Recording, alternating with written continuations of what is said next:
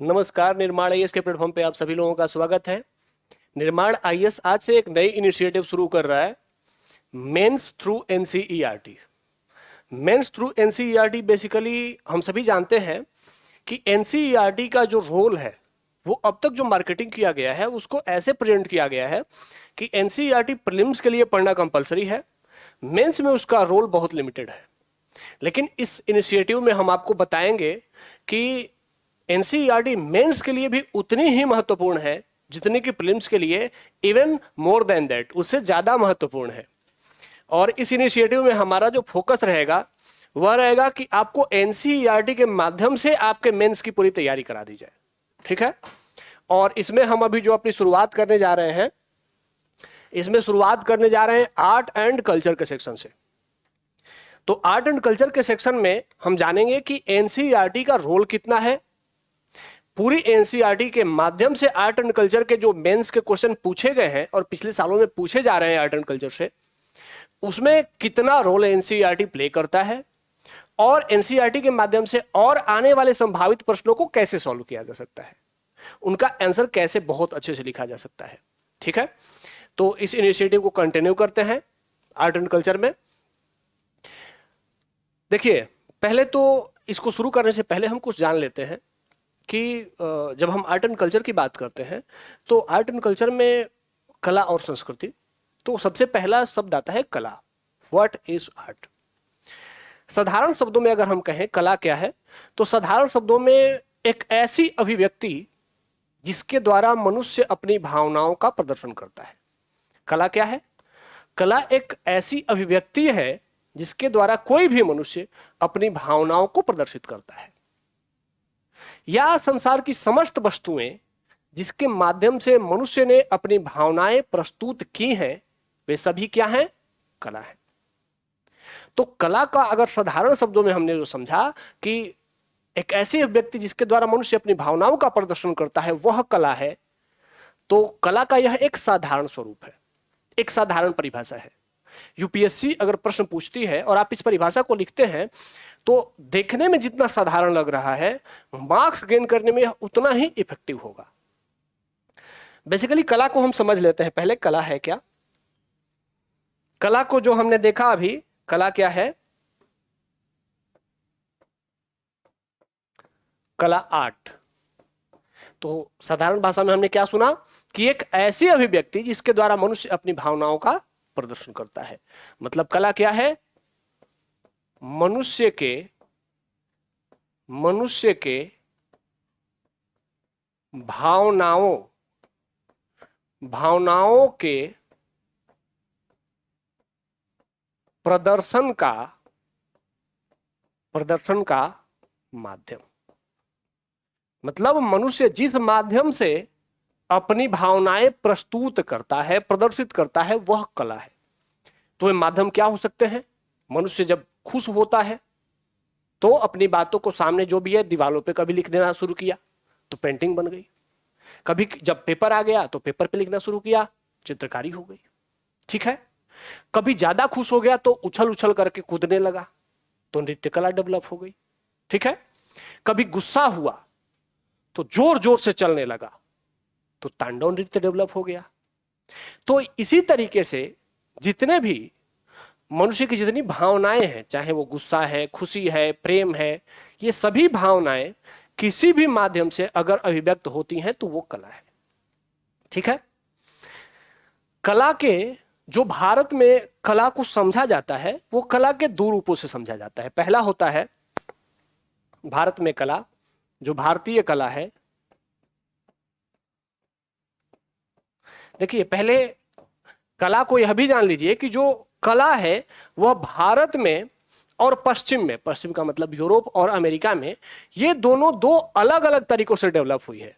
इन दोनों कला का बहुत अधिक मिक्सचर नहीं हुआ है, बहुत अधिक मिश्रण नहीं हुआ है। इन दोनों में अपनी अलग अलग स्वतः विशेषताएं बनी रही थी।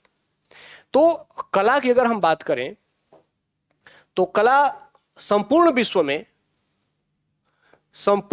में कला दो रूपों में अभिव्यक्त हुई। एक भारतीय कला, ठीक है, और दूसरा पश्चिमी कला, पश्चिमी कला में मुख्य रूप से यूरोपीय कला, ठीक है। लेकिन जो हमारा जो मुख्य फोकस है वह भारतीय कला पर है, क्योंकि जो हमारा सिलेबस है वह भारत के प्राचीन काल से लेकर के आधुनिक काल तक कला के विभिन्न रूपों के बारे में चर्चा करता है। तो हमारा मुख्य फोकस क्या रहेगा? भारतीय कला। जब भारतीय कला को हम पढ़ते हैं तो भारतीय कला को दो भागों में डिवाइड किया जाता है। भारतीय कला के दो रूप कौन कौन से हैं? तो पहला है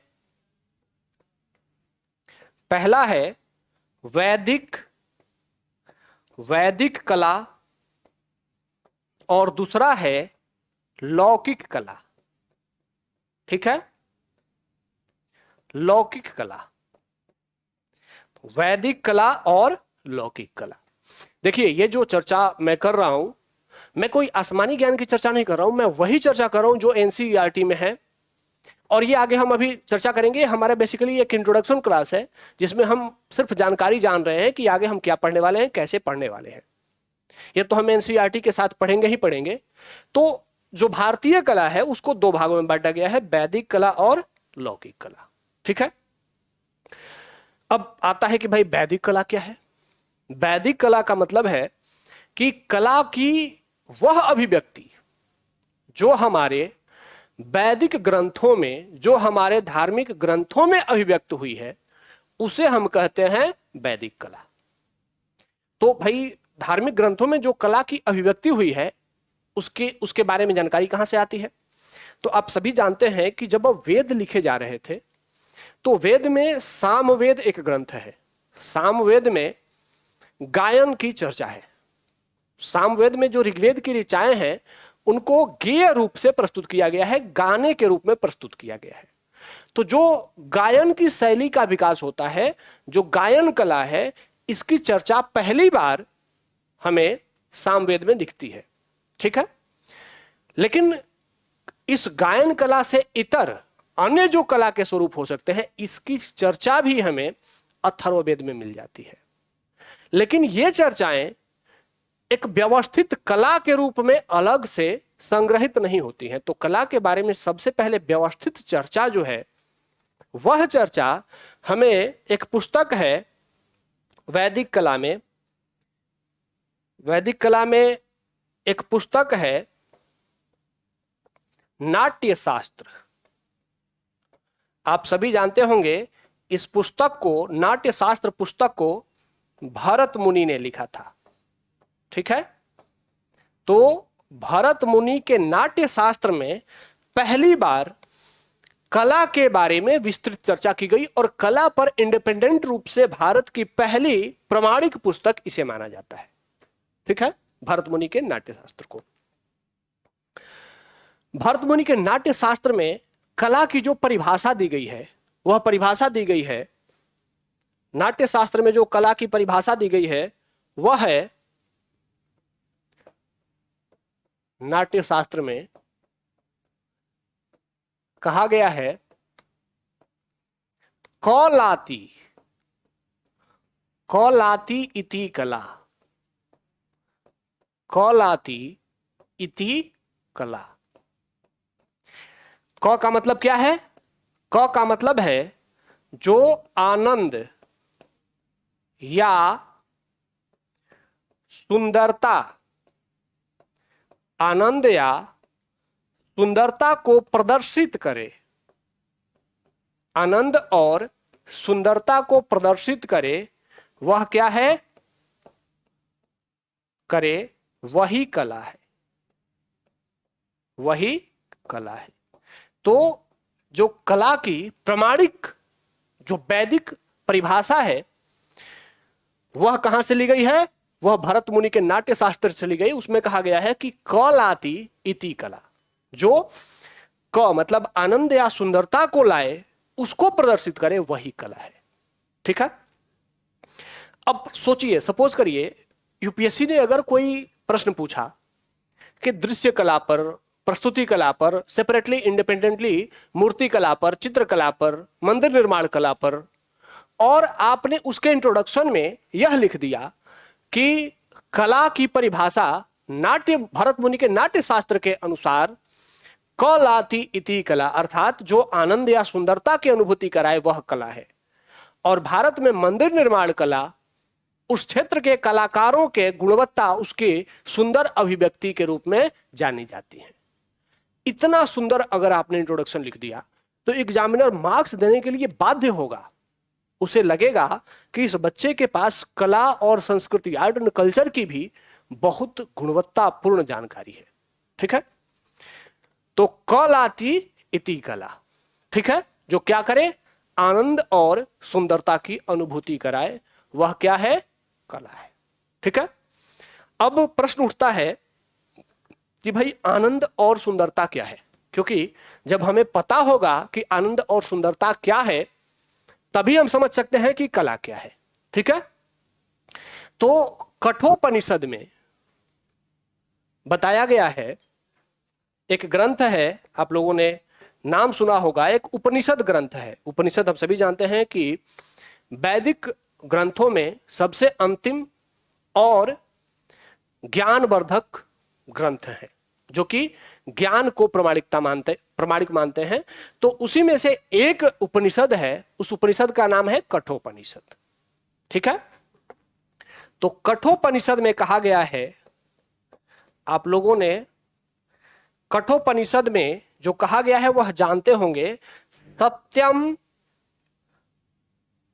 सत्यम शिवम सुंदरम, सत्यम शिवम सुंदरम, सुना है? मुझे उम्मीद है सुना ही होगा।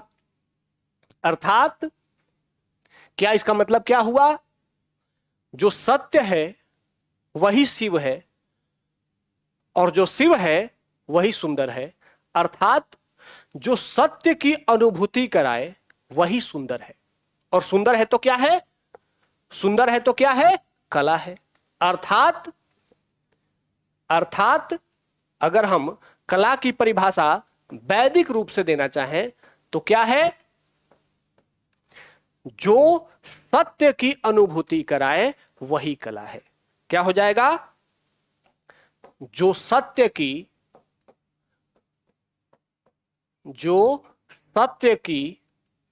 अनुभूति कराए, जो सत्य की अनुभूति कराए वही क्या है, वही कला है। ठीक है, अब देखिए कला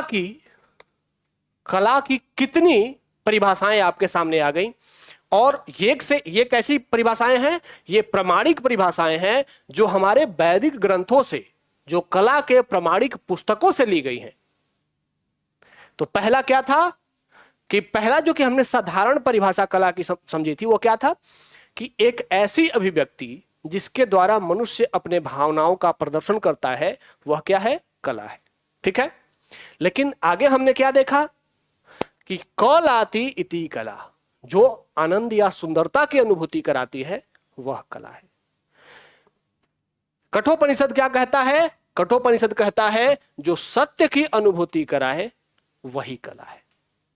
ठीक है, तो सेपरेटली अगर कला पर प्रश्न पूछ लिया गया कि कला क्या है और आपने ये सब बातें लिख दी, तो अब एग्जामिनर क्यों नहीं बाध्य होगा मार्क्स देने के लिए।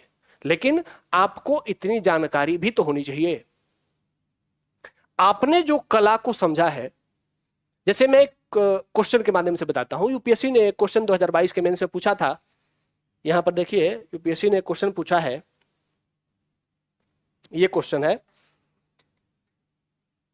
कि भारतीय मिथक कला और वास्तुकला में सिंह एवं वृषभ की आकृतियों के महत्व पर विचार करें। Discuss the significance of the lion and bull figures in Indian mythology, art and architecture. अब यहां प्रश्न यूपीएससी ने पूछ लिया कि भारतीय मिथक में सिंह और बैल के महत्व की चर्चा करें। आपने कभी भी इसको किसी भी, मैं कोई ऐसा दावा नहीं कर रहा हूं, लेकिन अधिकांश रूप से किसी बड़े टीचर से भी यह नहीं सुना होगा कि भारतीय मिथक में सिंह और बैल का महत्व क्या है। ना ही किसी प्रमाणिक यूपीएससी के लिए आर्ट एंड कल्चर की जो पुस्तकें हैं उनमें आपको ये मिला होगा। तो भाई यूपीएससी क्या जो अपना सिलेबस है उससे बाहर का प्रश्न पूछता है? नहीं। बेसिकली यूपीएससी ने जो सिलेबस दिया है हम उस सिलेबस को समझते ही नहीं है। हम सिर्फ कला का मतलब क्या समझते हैं? जो कि प्रस्तुत कर दी गई है हमारे सामने, जो वेस्टर्न तरीका है, जो पश्चिमी तरीका है, जो कला को डिवाइड कर देते हैं दो भाग में। कला को दो भाग, एक भाग दृश्य कला और दूसरा प्रस्तुति कला, विजुअल आर्ट और परफॉर्मिंग आर्ट्स। अब इसी में हम भी कला के भाव में हम भी आज यही सब पढ़ रहे हैं। तो हम जब ये पढ़ रहे हैं और हमें लगता है कि हमारा आर्ट एंड कल्चर तैयार हो गया, जब यूपीएससी क्वेश्चन पूछता है तो हमारे से नहीं बनता है। उसका कारण क्या है कि हम जो आर्ट एंड कल्चर पढ़ते हैं वह भारतीय कला का पूर्ण अभिव्यक्ति नहीं है। जो हमें पढ़ाने वाले लोग हैं वह भी शायद भारतीय कला के पूर्ण अभिव्यक्ति से परिचित नहीं है। तो ऐसे में जो हमारे सोर्सेस हैं, जो हमारे एडुकेटर्स हैं, वे भी अगर भारतीय कला के बारे में आपको सिर्फ पश्चिमी फॉर्मूले को ही अप्लाई कर रहे हैं, तो यूपीएससी अगर भारतीय कला उस पर से वैदिक कला से रिलेटेड प्रश्न पूछ रहा है तो आप कैसे कर पाएंगे? नहीं कर पाएंगे। तो इसको ऐसे करने के लिए कि ऐसे प्रश्न भी आसानी से सही हो जाएं, इसके लिए एकमात्र उपाय है कि आप एनसीईआरटी में जो चीजें दी गई हैं उसको इसी स्तर से समझ करके पढ़ें। कोई आपको ऐसे समझाए कि एनसीईआरटी में जो दी गई चीजें हैं उनमें वैदिक कला के तत्व कौन से हैं और लौकिक कला के तत्व कौन कौन से हैं।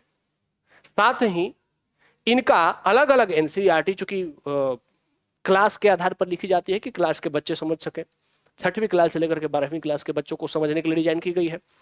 ऐसे में ये कंटेंट तो एनसीईआरटी में होते हैं लेकिन वो बिखरे हुए होते हैं।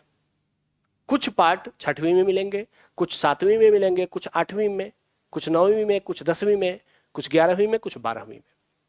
लेकिन अगर हम ऐसे ही बिखरे हुए पार्ट को सिर्फ बिखरे हुए पढ़ते रहेंगे तो हम कभी भी यूपीएससी के स्टैंडर्ड प्रश्नों को, चूंकि हमारे टेक्स्ट बुक में ऐसे प्रश्नों का उत्तर नहीं है, लेकिन एनसीईआरटी बहुत अच्छा स्रोत है, एनसीईआरटी में ऐसे प्रश्नों का उत्तर है लेकिन वो बिखरा हुआ है, तो हम उसको एक जगह इकट्ठा करेंगे, तभी हम एनसीईआरटी के माध्यम से भी यूपीएससी के मेंस को स्टैंडर्ड बुक से बेहतर तरीके से तैयार कर पाएंगे। ठीक है? तो ऐसे प्रश्नों को हमें कहां से डील कर पाएंगे? हम कहां से? एनसीईआरटी से डील कर पाएंगे। चलिए, हम कहां थे वहां पे पुनः वापस आते हैं। तो जो कला की, जो सत्य की अनुभूति कराए वही कला है। ठीक है? अब कला के बारे में जो भारत में चर्चा की गई है, आप लोगों ने भी अगर कभी सुना होगा तो भरत मुनि के नाट्य शास्त्र में या पंडित क्षेमेंद्र ने एक पुस्तक लिखी थी कला विलास। इन दोनों पुस्तकों में कला के 64 प्रकारों की चर्चा की गई है। तो भाई कला के 64 प्रकार हैं, ये कौन कहता है? तो भरत मुनि का नाट्य शास्त्र, भरत मुनि का नाट्य शास्त्र और प्लस पंडित क्षेमेंद्र एक कला के बहुत बड़े विद्वान हुए थे, प्राचीन काल की बात है। उन्होंने एक पुस्तक लिखी थी कला विलास। तो पंडित क्षेमेंद्र की कला विलास में कला के 64 स्वरूपों की चर्चा है। 64 स्वरूपों की चर्चा है। अब यहां पे प्रश्न उठता है कि जब हम वैदिक कला की बात करते हैं तो वैदिक कला के जो प्रमाणिक ग्रंथ हैं, चाहे वो भरत मुनि के नाट्य शास्त्र हैं या फिर पंडित क्षेमेंद्र की पुस्तक कला विलास है, इसमें कला के बारे में बताया गया कि 64 प्रकार की कलाएं होती हैं। और यूपीएससी ने अपने सिलेबस में ऐसा कहीं नहीं लिखा है कि वह किस प्रकार के कला के बारे में प्रश्न पूछेगा। उसने सिलेबस में सिर्फ सिंपल सा डिफाइन कर दिया है कि प्राचीन काल से आधुनिक काल तक कला के विभिन्न रूपों की चर्चा। ठीक है? तो अब कला के विभिन्न रूप, तो क्या हम 64 प्रकार के कला पढ़ें? क्योंकि ये तो बहुत ज्यादा हो जाएगा। ठीक है? तो नहीं, हमें 64 प्रकार के कला को नहीं पढ़ना है, लेकिन हमें कला के इतिहास के साथ जो कला की महत्वपूर्ण विशेषताएं प्रदर्शित हुई हैं, जैसे हड़प्पा काल में कला के प्रदर्शन के लिए जो मुख्य विशेषता रही है वह मुहर रही है। ठीक है, तो हड़प्पा काल से अगर कला के बारे में प्रश्न पूछा जाता है तो वह मुहर कला पर पूछा जाएगा। ठीक है, मैं संस्कृति की बात नहीं कर रहा हूं, संस्कृति अभी अलग चीज है, हम अभी सिर्फ कला की बात कर रहे हैं। उसके बाद जब हम वैदिक काल में आएंगे तो वैदिक काल में जो हमें स्रोत मिले हैं वे बहुत कम मिले हैं। तो वैदिक काल के कला की जानकारी के लिए हमारे पास कोई वैसा प्रमाणिक स्रोत जो कि पुरातात्विक स्रोत के रूप में हो बहुत कम मिला है। तो हमें साहित्यिक स्रोत पर निर्भर होना पड़ता है, और जो कि मुख्य रूप से वेद है। तो वेदों में कला के बारे में चर्चा की गई है, वहां हम उसको देख नहीं सकते हैं क्योंकि वो तो एक पुस्तक थी। अब आते हैं तो वैदिक काल के बाद बुद्ध काल में। जब बुद्ध काल में हम इंटर करते हैं तो बुद्ध काल में कला के कौन सी अभिव्यक्ति हो रही है वहां पे। तो बुद्ध काल में हम जब कला पे आते हैं तो वहां पर सिक्का निर्माण कला धीरे धीरे बढ़ने लगता है। ठीक है, तो वहां से वह प्रश्न पूछा जा सकता है। जब हम मौर्य काल में आते हैं तो मौर्य काल में कला उन्नत हो जाती है। मौर्य काल में अभिलेख हैं, स्तंभ हैं, स्तूप है, गुफा है। ठीक है, और उसके साथ साथ स्तंभों के ऊपर पशुओं की मूर्तियां भी हैं। तो मौर्य काल में कला के इतने स्वरूप डेवलप हो जाते हैं। जब मौर्योत्तर काल में आते हैं तो मौर्योत्तर काल में 3 प्रमुख चीजें जो कि हमें कला के रूप में दिखती हैं, वह है कि मूर्ति कला जो कि गंधार और मथुरा मूर्ति कला के रूप में विकसित हुई, सिक्का निर्माण कला क्योंकि इस काल की जानकारी के लिए सबसे प्रमुख स्रोतों में से एक है सिक्का, तो सिक्का निर्माण कला भी यहां पर दिख जाती है। ठीक है, और अभिलेख। तो ये 3 चीजें इस काल के कला के बारे में जानकारी देती हैं। फिर जब हम गुप्त काल में आते हैं तो गुप्त काल में इनमें से एक एडिशनल क्या ऐड हो जाता है, मंदिर निर्माण कला। ठीक है, उसके बाद के दौर में ये सारी चीजें आगे बढ़ती रहती हैं। फिर जब हम मध्यकाल में आते हैं तो कुछ इस्लामिक कला जो कि बाहर से भारत आई वह भारतीय कला के साथ मिक्स भी हुई। तो ये कला के जो कालक्रम में जो प्रमुख तत्व रहे जो उस काल के कला को अभिव्यक्त करते थे, हमें उसी को जानना है, कला के इन 64 प्रकारों को नहीं जानना है। ठीक है, तो 64 प्रकार के कला की चर्चा की गई है और इसी पुस्तक में कला विलास में कला का लक्ष्य बताया गया है। जब हमने अभी कला का क्या देखा महत्व, कला क्या है कि मनुष्य की भावनाओं का प्रदर्शन है, जो सुंदरता की अभिव्यक्ति है वह कला है। ठीक है, या जो सत्य की अभिव्यक्ति है वो कला है। लेकिन इस कला विलास पुस्तक में पंडित क्षेमेंद्र ने लिखा है कि कला का लक्ष्य क्या है। तो इसमें लिखते हैं कि कला का लक्ष्य, और वो बताते हैं कि कला कोई सिर्फ अभिव्यक्ति नहीं है बल्कि कला एक लक्ष्य के साथ आई है। और लक्ष्य क्या है, लक्ष्य है कि मानव के जीवन के उद्देश्यों की प्राप्ति, जीवन के उद्देश्यों की प्राप्ति, जीवन के उद्देश्यों की प्राप्ति। यह ध्यान रखिए, हम लोग अभी वैदिक कला के बारे में चर्चा कर रहे हैं, जीवन के उद्देश्यों की प्राप्ति। तो भाई जीवन के उद्देश्य क्या है, तो जीवन के उद्देश्य जो बताए गए हैं, जीवन के 4 उद्देश्य बताए गए हैं। 4 उद्देश्य कौन कौन सा है, धर्म, अर्थ, काम और मोक्ष। ठीक है, तो जीवन के ये 4 उद्देश्य हैं और इन्हीं चारों उद्देश्यों की प्राप्ति के लिए जो प्रेरित करे, जो इनकी प्राप्ति में सहायक हो, वह क्या है, कला है। तो हमें एक और परिभाषा मिल गई, क्या मिल गई कि वह अभिव्यक्ति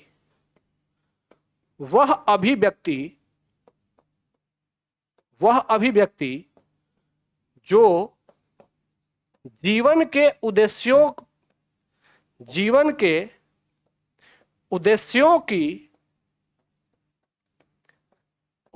की प्राप्ति में सहायक हो,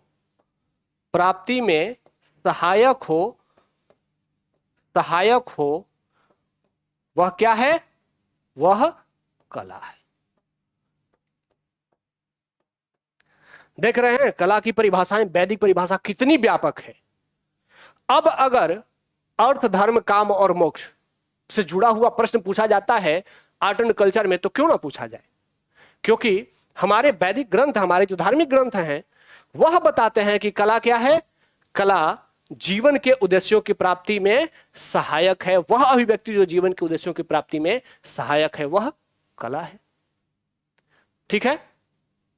अब भाई आप लोगों ने पढ़ा होगा, तो पढ़ते समय आपने मौर्योत्तर काल में कला के दो रूपों के बारे में पढ़ा होगा, दो मूर्ति शैली के बारे में पढ़ा होगा। पहला पढ़ा होगा गंधार मूर्ति कला और दूसरा मथुरा मूर्ति कला। आप लोगों ने गंधार और मथुरा मूर्ति कला को पढ़ा होगा। गंधार और मथुरा, और इसमें आपने पढ़ा होगा कि जो गंधार कला शैली में बुद्ध हैं, जो गंधार कला शैली में बुद्ध की प्रतिमा बनाई गई थी, वह कैसी थी। वह सुंदर एवं नुकीले नैन नक्श के साथ, नुकीले नैन नक्श के साथ अपोलो देवता के समान दिखाई गई है। अपोलो देवता के समान दिखाई गई है। ठीक है। अब यहां पे जो हम गंधार मूर्ति शैली में बुद्ध को देखते हैं, तो गंधार मूर्ति शैली में हमें बुद्ध बहुत सुंदर दिखते हैं।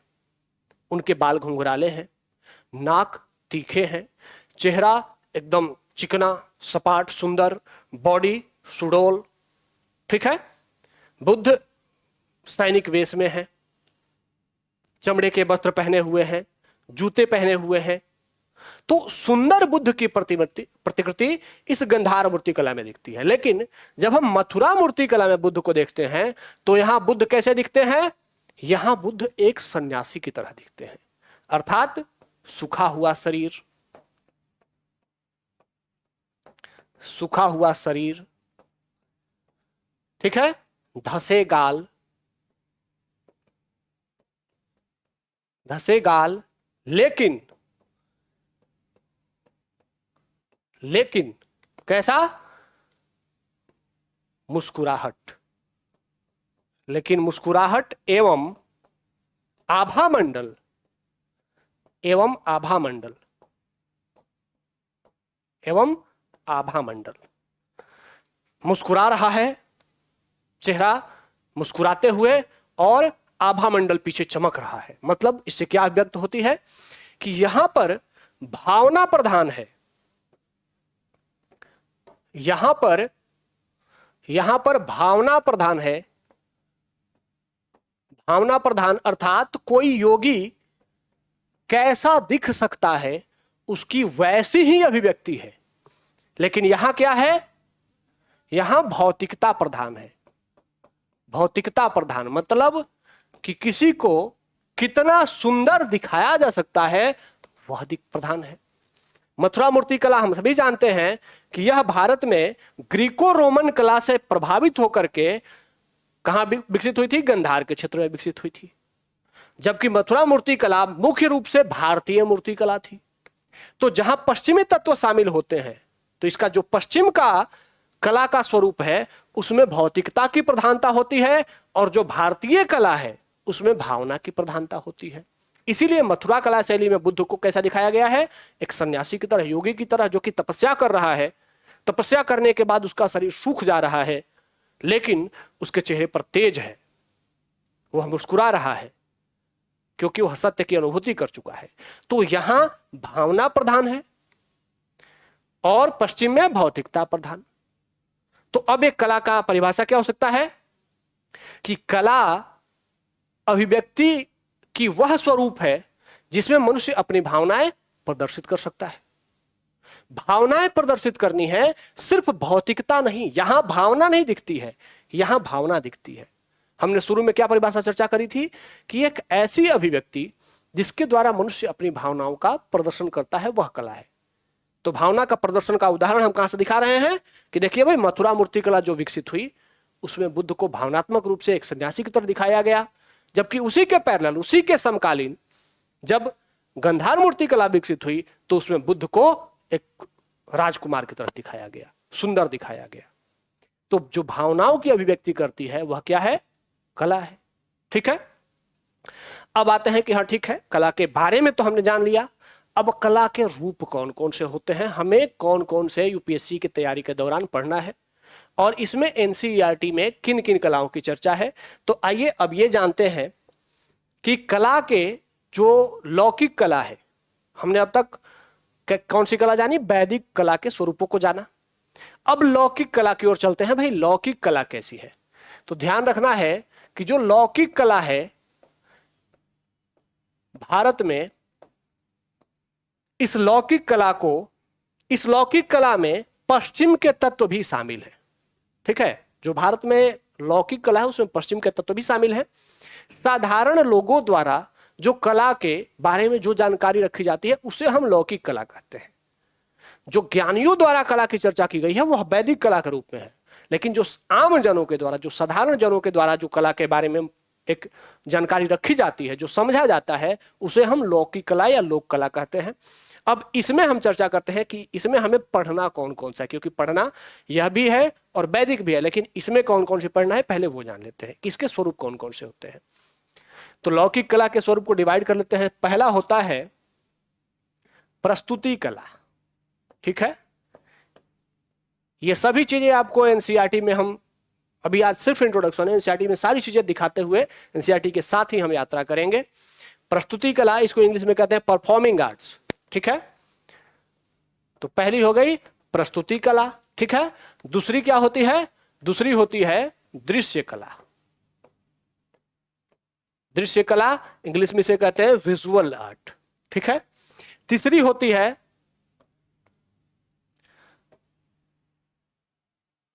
तीसरा होता है स्थापत्य कला। स्थापत्य कला। और चौथा कुछ अन्य भी होते हैं जो कि हमें काल क्रम के साथ कला के बारे में जब हम पढ़ते हैं तो उसमें थोड़ा कुछ अन्य कला के बारे में भी जानकारी देते हैं। तो सबसे पहले आते हैं कि प्रस्तुति कला क्या होती है। भाई प्रस्तुति कला जिसे हम प्रस्तुत करते हैं और तब सामने के लोग उसको देखते हैं, इसे हम कहते हैं प्रस्तुति कला। तो प्रस्तुति कला में क्या आता है? प्रस्तुति कला में आता है नृत्य कला, संगीत कला,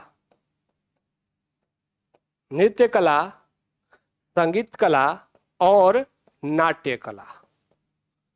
इन तीनों को हम सामूहिक रूप से कहते हैं प्रस्तुति कला या परफॉर्मिंग आर्ट्स। ठीक है, दूसरा आता है कला का दृश्य कला। दृश्य कला क्या है भाई? तो दृश्य कला जिसे हम देख करके उसके कला के स्वरूपों को महसूस करते हैं। इसमें हम मुख्य रूप से दो इसके तत्व हैं। पहला है चित्रकला और दूसरा है मूर्ति कला। ठीक है, चित्रकला और मूर्ति कला। तो प्रस्तुति कला में हमने देखा कि नृत्य, संगीत और नाटक, और दृश्य कला में चित्रकला और मूर्ति कला। ठीक है, अगला आता है स्थापत्य कला। स्थापत्य कला में क्या देखते हैं? तो प्राचीन काल से लेकर के आधुनिक काल तक जो भी स्थापत्य के स्वरूप विकसित हुए वे सभी स्थापत्य कला के पार्ट हैं, जिसमें भवन, स्तूप, स्तंभ, गुफा, ठीक है, भवन, स्तंभ, स्तूप, गुफा, मंदिर,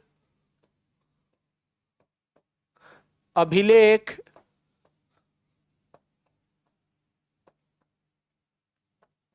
मंदिर और अभिलेख आदि इसमें शामिल होते हैं। ठीक है, तो जो स्थापत्य के माध्यम से जिनको की संरचनात्मक विकसित किया जाए उसे हम कहते हैं स्थापत्य कला। अन्य में हमें क्या पढ़ना है? अन्य में हमें दो तीन चीजें देख लेनी है।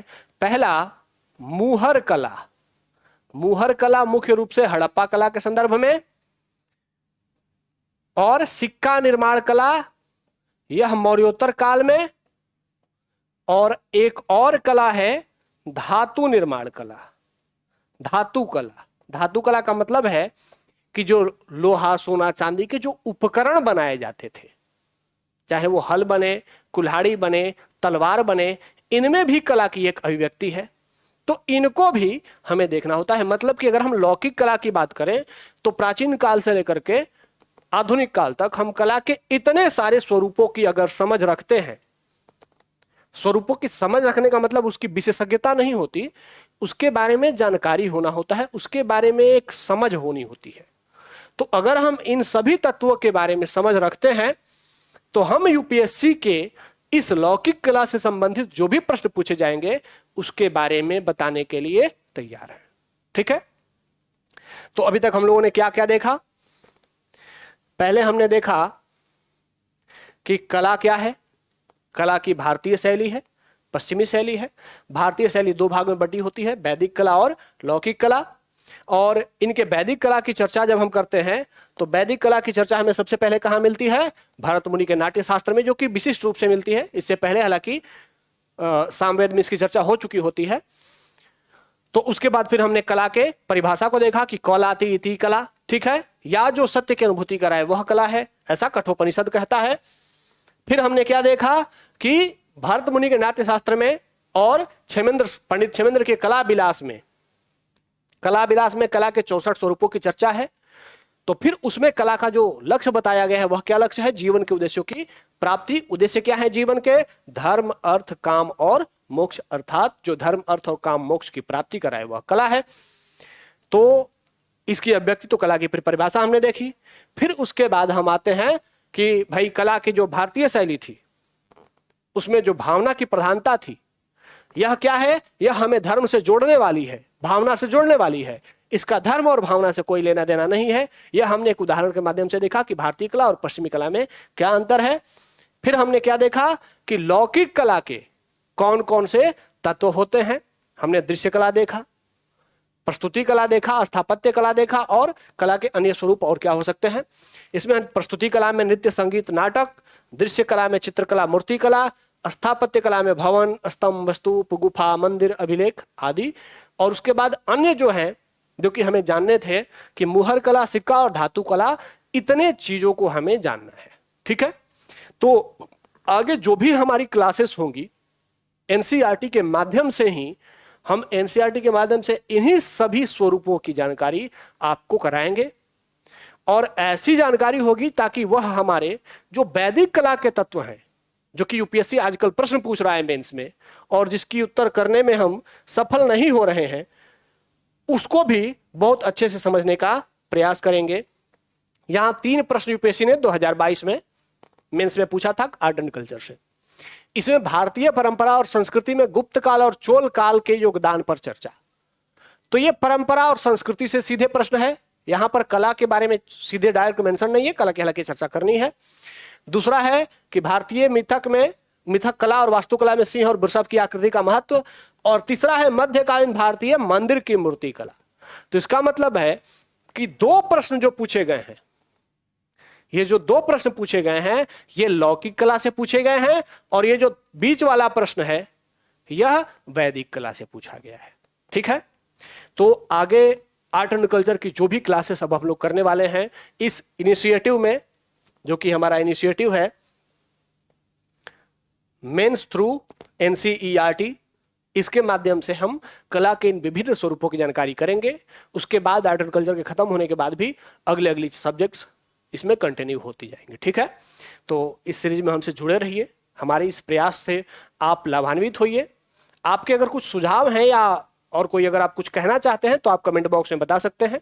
ठीक है, हम उसको जरूर कंसीडर करेंगे। ठीक है, हमसे जुड़ने के लिए धन्यवाद। जय हिंद।